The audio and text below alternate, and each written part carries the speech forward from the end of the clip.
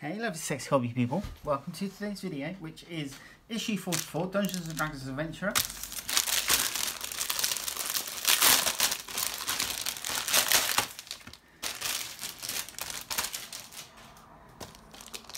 Let's just get this out of the plastic.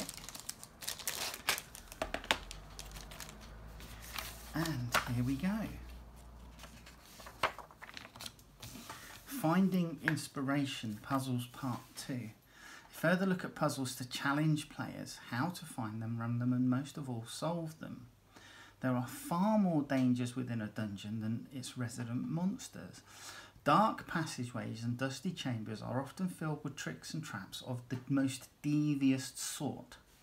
Puzzles that must be solved in order to advance any further, obtain treasure, or prevent some deadly effect from activating. Puzzles renewed and revisited. So, White Plume Mountain, the Ruby-Eyed Idol, Tomb of Horrors. The challenge of metagaming. Solving puzzles is one of those times when the line between what the player knows and their character knows becomes blurred. After all, players won't be using the same skills or knowledge as their characters. Does the low intelligence barbarian just have to sit around doing nothing while everyone else plays puzzles, even if their player is excited about the brain teaser? Likewise, a wizard with a superior intelligence would theoretically be able to solve any standard puzzle with ease. Noisy lorry. Sorry about that. So, yeah. Plot points.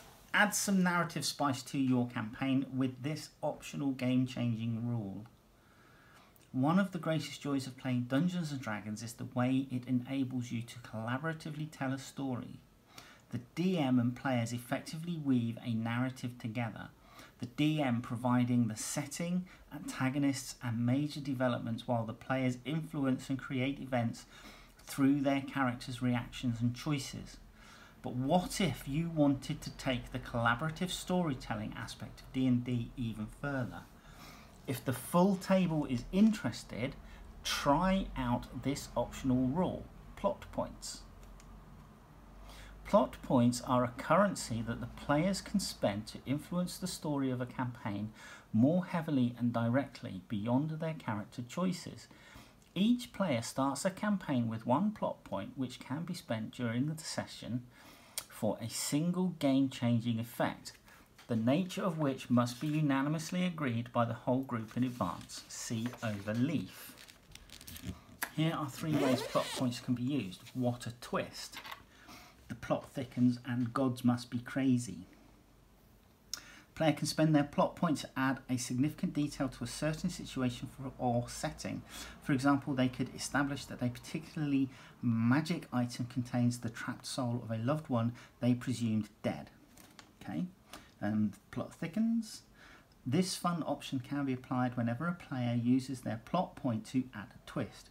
It requires that the player to the right of the plot point spender must conceive of a complication to the freshly changed scene. For instance, an NPC ally suddenly arrives. You could thicken the plot by deciding that they have suffered some kind of recent calamity. And gods must be crazy. This is the most radical form of plot point usage and requires much more of the players. So we advise that it only be used if everyone playing is comfortably familiar with the game and doesn't mind some extra preparation. Quite simply, it means that the game has no permanent DM, while the role shifting from player to player. Whenever someone at the table spends their plot point, they become the DM and their character becomes an NPC. The current DM will already have their character in the game as an NPC and will return to playing them after handing over the relevant campaign details to the new DM. That is really cool. Okay, right, combat feats. When you reach 4th level in a class, taking a feat can make you more able combatant by improving your leadership skills or enhancing your weapon attacks. Taking a feat is a good way to enhance your character's existing features. You can choose to add new features that are only now awakening within you, or select a feat that improves a feature your character has already used during their adventures. The range of feats is wide and can enhance a character no matter what element you're looking for, from becoming a baker or gaining proficiency in brewing equipment to increasing your luck or enhancing your ability to act. Weapon-based feasts. So Inspiring Leader is not a weapon-based feat, but you have Piercer, Crusher and Slasher that are.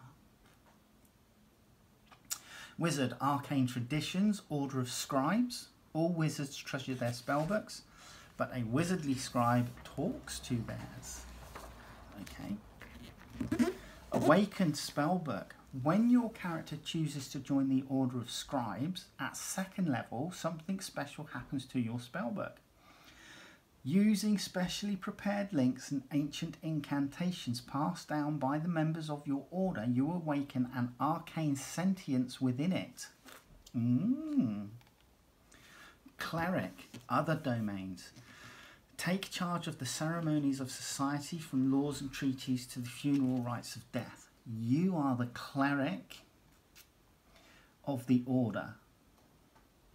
Peace or grave domains. As a respected figure within your community, there are times when you must bring your support to civic institutions and rituals of society. You may be asked to help keep order and peace within a populace, to uphold a kingdom's treaties and laws abroad, or even to oversee the solemn rites of funerals. Order domain benefits and grave domain benefits, peace domain benefits. Monk, other monastic orders. Heal the wounded, create radiant light and summon aspects of your astral self to fight alongside you.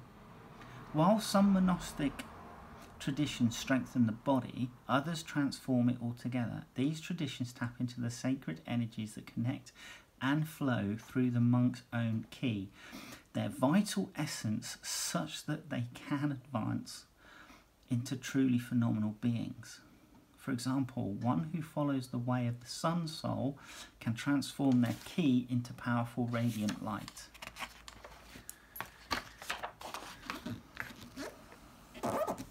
Way of the sun soul benefits, way of mercy benefits, way of the astral self benefits. The Shadowfell. Discover a shadowy realm filled with undead, where the sun and stars never shine in the eternally darkened sky. In D&D Adventure, your character exists in the world of Toril and the continent Faerun, which is situated on the material plane. 2 parallel dimensions sit adjacent to the material plane, overlapping it. One is Feywild, also known as the plane of Fairy, while the other is the Shadowfell. Okay. Shadow crossings, domains of dread, and creatures and encounters. So we finally get to our Tomb of the Sun King, Part 1. Encounter background. Centuries ago, an army of the undead besieged the dwarven realm of King Argosh, Starstone. The king's wizards traced the invaders to a subterranean rift leading into the Shadowfell, a bleak, ghostly dimension that overlaps the material plane. Riding Galvexor, his copper dragon steed, King Argosh led his knights on an expedition to the rift and hammered it shut with an arcane seal. The king built a keep over the seal, and when he died, he was buried there alongside Daybreaker, his magic hammer. Alas, even Argosh's seal slowly split over the centuries. Darkness seeped through the rift and corrupted the mind of Galvexor, who turned on the keep's watchmen and slaughtered them all. The keep fell to ruin, and the shadow dragon made its lair in the rubble. Beginning the encounter, The adventurers have come in search of Daybreaker. So there you go. We've got this really nice map here. So lots of, this is level 1.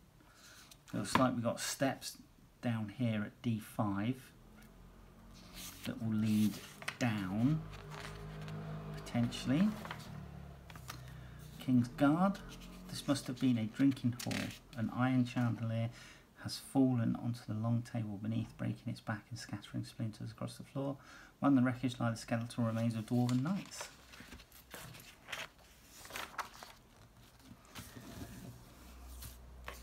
So, Shadow, medium undead chaotic evil. And then we have Galvexor, large dragon chaotic evil, armor class 17. Ooh. And we have dwarf skeletons this time. That looks cool. Okay, right.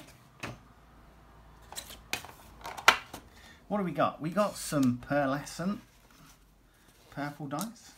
These look nice.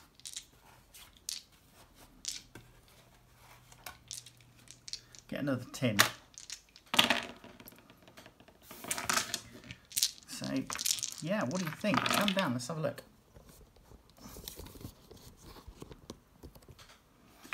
Right, here we go.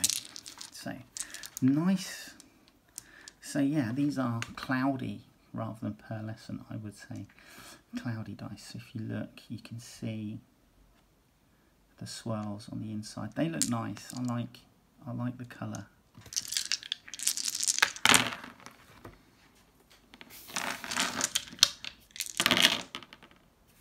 Got a natural 1 on the D20. That's never a good sign. That was a 2. Even worse. 15, 15, 13, 4, 6, 11, 3, 17, 1 again. Oh, we're not 1 again. Yeah, we'll not be using this one. Right, anyway, there you go. That's our dice for this set. This particular issue. They look nice. I'm not going to use them though. So, I hope you enjoyed that. Issue 44 of Dungeons & Dragons Adventurer. And I'll hopefully see you in the next issue. Alright, take care. Bye-bye.